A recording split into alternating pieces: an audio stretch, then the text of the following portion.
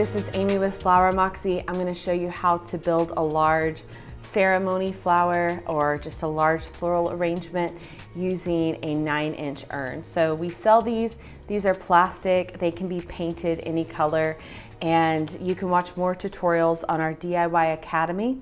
That's on flowermoxie.com, and you can also shop your DIY wedding flowers. So we have more exclusive content on that course, which is really fun because we show you how to make anything and everything. But for this, we're gonna keep it really simple. I brought in some hydrangeas because I'm really trying to create some size and some volume.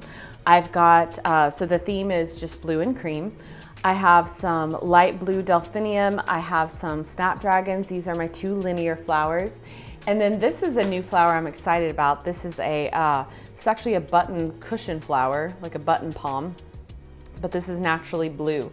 Usually they have to dye these, but scientists got together and they learned how to create a natural blue one. And we don't sell these right now because they're new, they're hard to get. And yeah, I wish we did because blue flowers are really hard to find. So to get started, I've got a little bit of foam in there, and you can use chicken wire. I'm not using chicken wire, which is a more eco-friendly method, but this is actually for my friend for a funeral. It's like a sympathy piece he asked me to create. And when transferring around for a funeral, I always just play it safe and use foam. But this is midnight foam. It breaks down a lot easier. It's more eco-friendly than the green stuff. For my greenery, I've got some Silver Queen Pittosporum. My little dancers will be this white Lisianthus, and we'll list this below. So I'm going to start with my larger pieces. I want to get these hydrangeas out of the way. You can use snips or a knife, but I'm going to cut these with a knife at a very sharp angle. And one thing I'm going to do is I'm going to create my initial hole in the foam with like a trash tin, because hydrangeas can be kind of fussy. I'm not going to lie. They, say this. This one we really cared for properly, and it's just more spindly, so I have a little bit more space in there. I'm gonna bury it a little bit closer to the head of the arrangement. This one's firmer, so I'm going to let this one be a little bit taller. I said I was going to use a knife, but I can do this a lot faster with snips.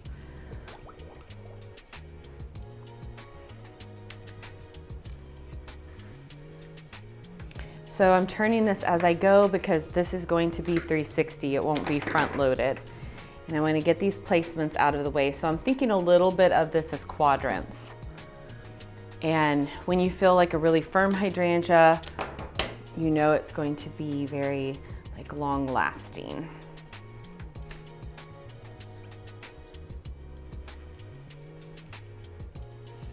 I'm struggling a little bit with this because I don't like to use foam, so I use like a little block. And really, if you're new, you know, and you want to like maximize that foam so it's not rocking around. This vessel is a little bit harder, but if you're new, like you want to pack it tighter, but I was trying to be eco-friendly. But I knew once I got my hydrangeas in there, it would anchor out, and like, so we'll get there. So that rocking is,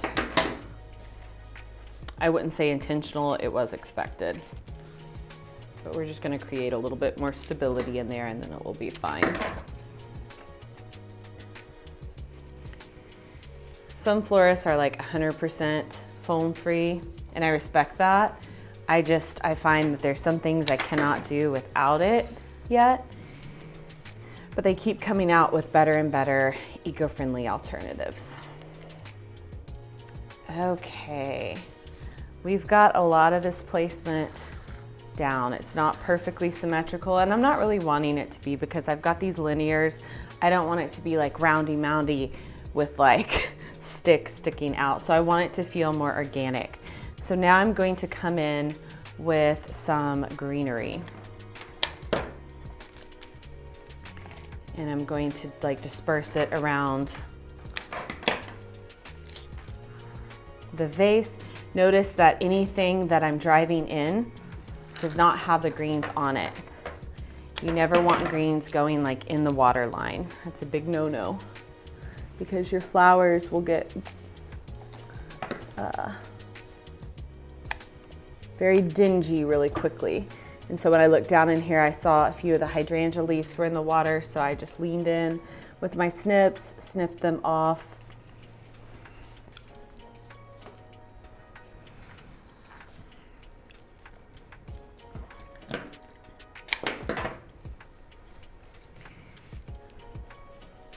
And I try to use the hydrangea leaves where I can, but they are very large and in charge. So sometimes I just need to pull them off.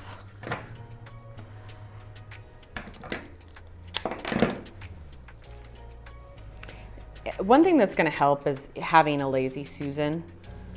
So I'm spinning it as I go. When I don't have a lazy Susan, I will focus on one side, and then I notice that I end up having just one side that I really love and the other side is very neglected. So turning as you go is definitely helpful.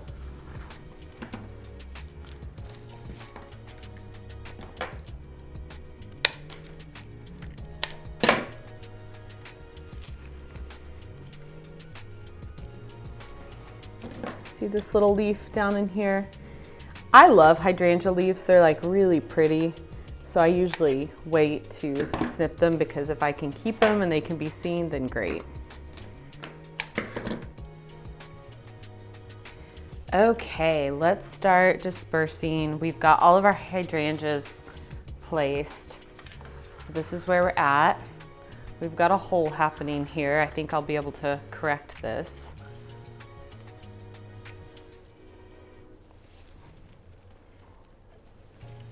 Again, we're not going for total symmetry. That hydrangea just kind of felt weak.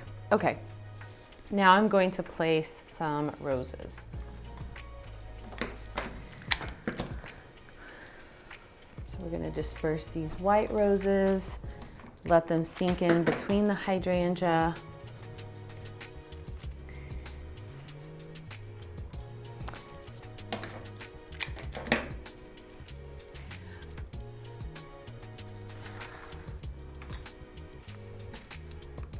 A lot of times people think a large arrangement is going to be hard just because it's large. And I find that they're really fun. You can't screw it up too much. Let me grab some greenery. Another reason why foam is kind of nice in a large arrangement is it brings the bottom up. So, you know, my hydrangea stems were pretty long, but some stems might be shorter of other flowers and they won't reach the bottom.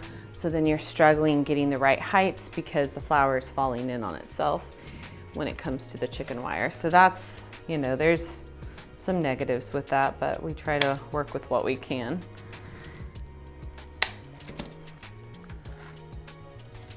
So I'm working my way around. I kind of split the hydrangea because I don't want just a big white ball, and I'm adding in some greenery to give some texture, some variation, and breaking up those large white balls of hydrangea. When I was a new florist, that was like all I worked with. That's what everybody wanted. Okay, so we're getting somewhere. It's a little misshapen, which I'm not gonna worry about too hard, but I don't wanna get super far down the line and realize that it's just a wonky arrangement, but I think we're gonna be good. Okay, let's place some blue flowers. I was going to do blue hydrangea, but they didn't have them. And these blue cushions were really, really nice.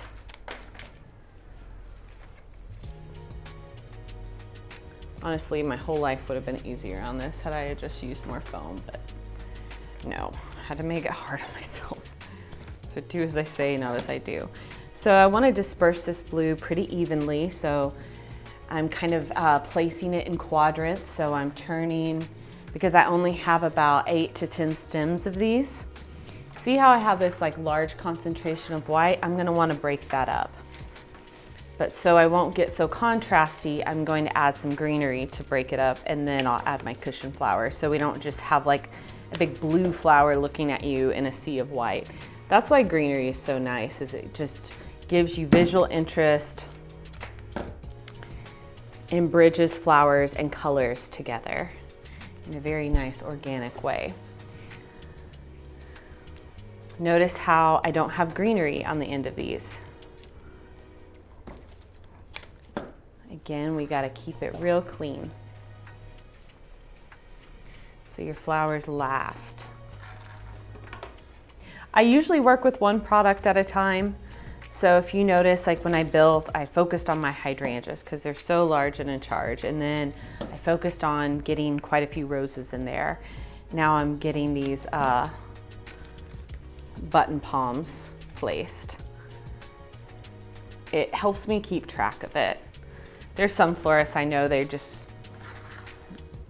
super artistic, just grab different things as they go, but I'm a bit more of an analytical person. I like systems, so this is my system. Oh, most florists I know work like this. I work with a couple and that's just not how they design. They're like super, super artistic and they can see it in a different way.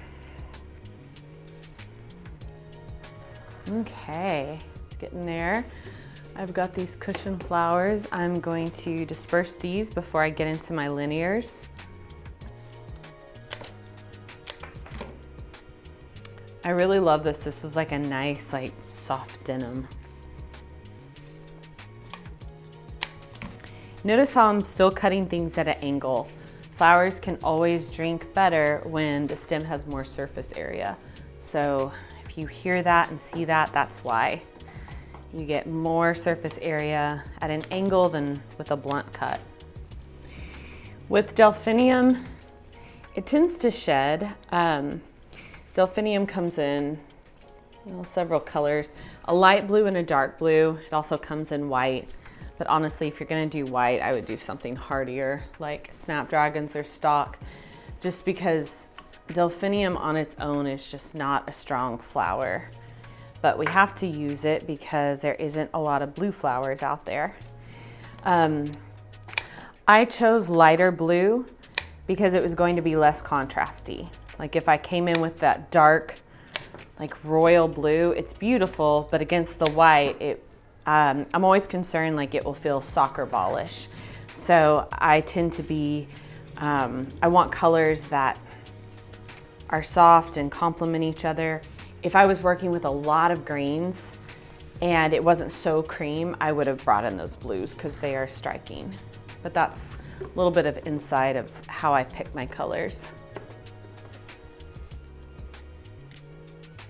And if someone wanted that dark blue and asked for it, and they were like, I want this dark blue and this cream, I would have more color bridges, more greenery, just to soften it. Okay, let's see here. Let's bring in some linears. So I don't think I can cut these down much. Let's see, maybe a little bit.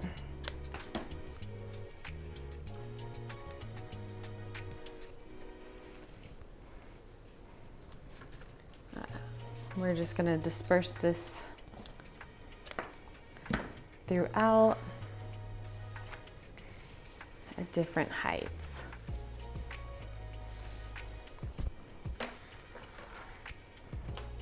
This is so spindly. I figured if I just used the Delphinium, it would kind of look weird. I felt like it needed a buddy. So that's why I brought in the Snapdragons. I didn't want it to just be completely sticking out on its own. And so when you bring in another linear flower, it will just make it look a bit more organic. So that's why if you see like a linear in one of my arrangements, you probably won't see just one. And then to soften that linear, I have these little dancers. So these are Lisianthus. And so I have some linears happening, but I knew I was going to have this really round shape. So I wanted to bring in some white Lizzie just to break those up a little bit to where it's a soft organic look and it's not harsh.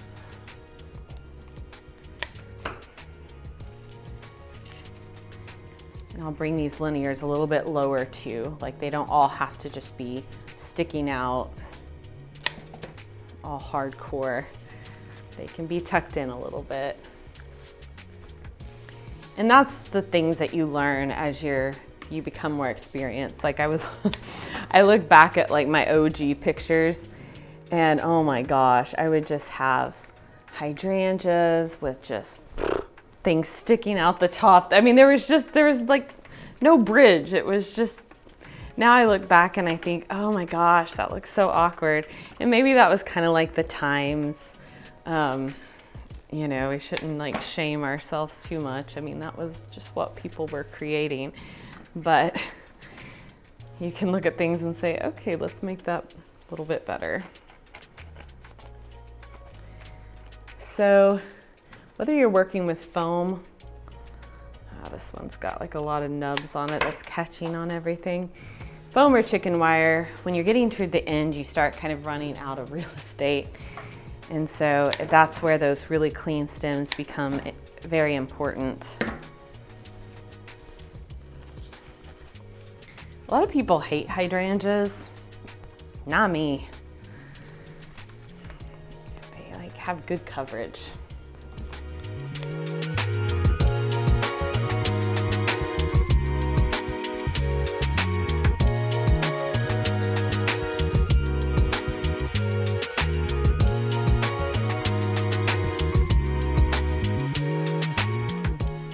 So I've got a lot happening here. I'm gonna soften it through here, so I'll bring these linears down a little bit, but I don't want them so far down that it's honestly hard for my friend to carry. So sometimes when building, you just have to think like the practicalities of, okay, how's someone going to transport this? Is it gonna be difficult for them? That type of thing.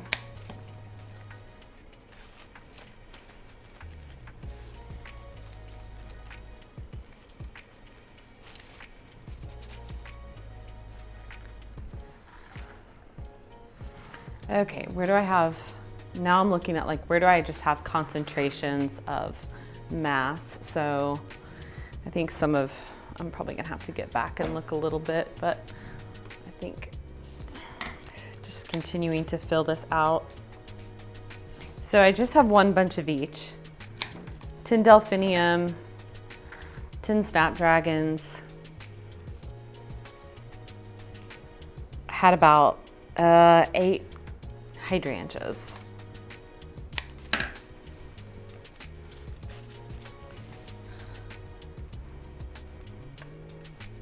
And this isn't really a pricey arrangement as far as like I didn't spend a lot because of the hydrangea. When you're filling up an urn this big, if you're not using hydrangea, you really got to bring the product so it will get pricey quickly.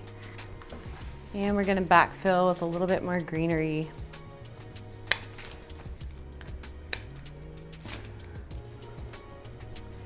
Just to lock in that gardeny vibe.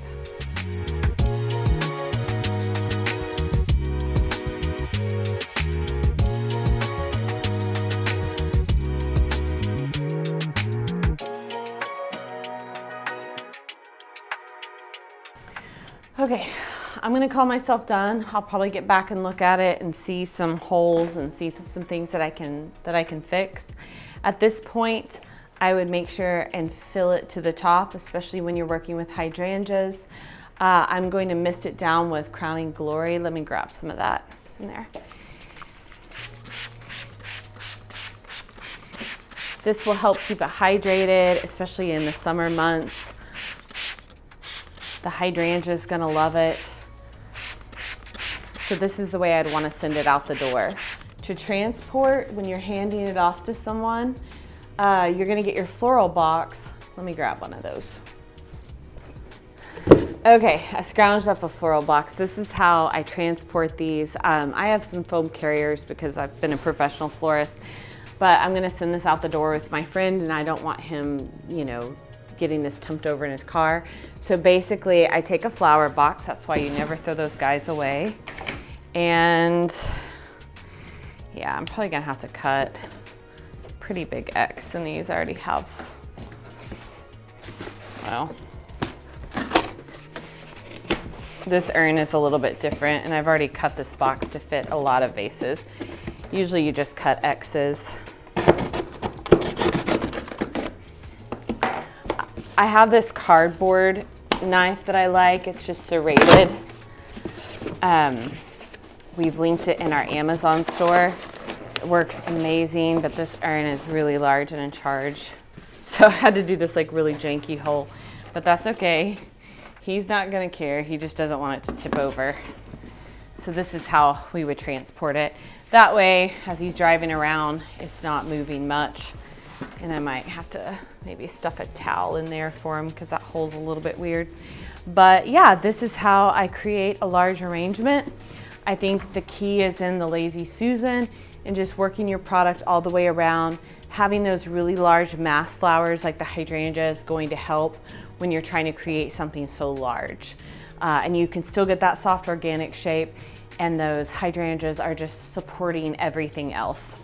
So if you have any questions or comments or requests, leave them in the comments below. Make sure that you hop on flowermoxie.com. We sell flowers to DIY brides. We have plenty of education, and we also have a DIY masterclass for sale. This is great if you're a new florist. You can still take this because I'm just showing you how to create so many different things. And we have it deeply discounted for our customers. So we will see you next time, and thank you for joining me. Make sure you hit like and subscribe.